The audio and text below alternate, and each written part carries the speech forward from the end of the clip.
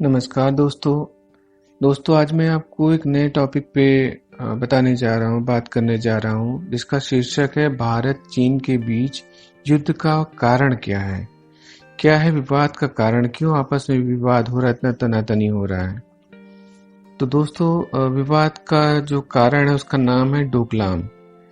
आप में से बहुत से लोगों ने पढ़ा होगा, सुना होगा। डोकलाम वो जगह है जहाँ पे हमारे वीर सैनिक देश की रक्षा करते हुए, सीमाओं की रक्षा करते हुए शहीद हुए थे, लड़ाई हुई थी वहाँ पे। और ये लड़ाई बिना हथियारों की हुई थी, क्योंकि वहाँ पे हथियार ले जाना का जो आपस में समझौता हुआ था हिंदुस्तान और चीन का, कि वहाँ कोई हथियार नहीं रहेगा, तो कोई हथियार लेकर वहाँ नहीं जाता है, वो नियम है वहाँ पे।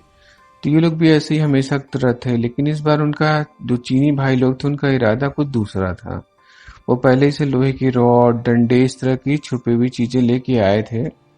और बातचीत और गाली गलौज के दौरान इन्होंने अचानक से भारतीयों पे हमला कर दिया।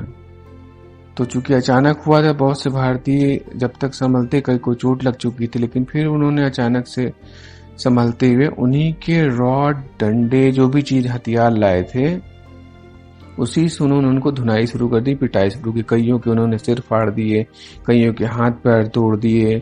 इस तरह से लड़ाई हो गई। इसी लड़ाई में, धक्का मुक्की में हमारे सैनिकों को चोट आई, उनकी तो चोट आई ही थी।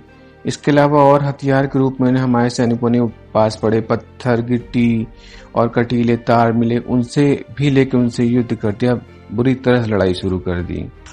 इसी धक्का मुक्की में कुछ सैनिक हमारे स्लिप करके खाई में भी गिरे। दोस्तों ये जो डोकलाम इलाका है वो भारत के सिक्किम व भूटान के बीच एक जगह आती है, चुम्बी घाटी क्षेत्र। ये वहीं पे स्थित है। चीन में से डांगलांग और भूटान में से डोकलाम के नाम से जाना जाता है। इसको लेकर चीन व भूटान के बीच काफी समय से विवाद चल रहा है।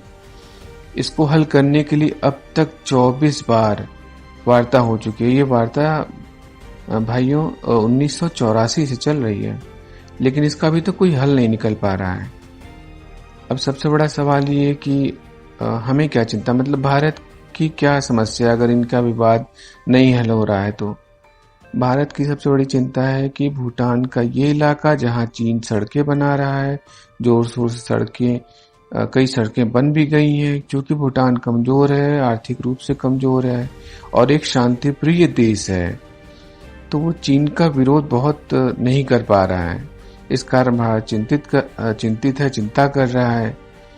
और जो सबसे बड़ा कारण एक है कि ठीक इसके नीचे, जिसका नाम चिकन नेक है, नेक मतलब गर्दन होती है, तो या ऐसे समझ लीजिए, चिकन मतलब मुर्गा, नेक मतलब गर्दन।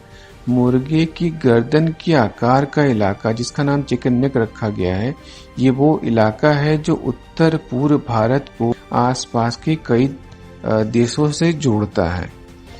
अब यहाँ तक अगर सड़कें बन जाएंगी तो चीन सीधे हमें हर चीज में इंटरप्ट करना शुरू करेगा, फिर उनके सैनिकों के लिए भी आसानी हो जाएगी।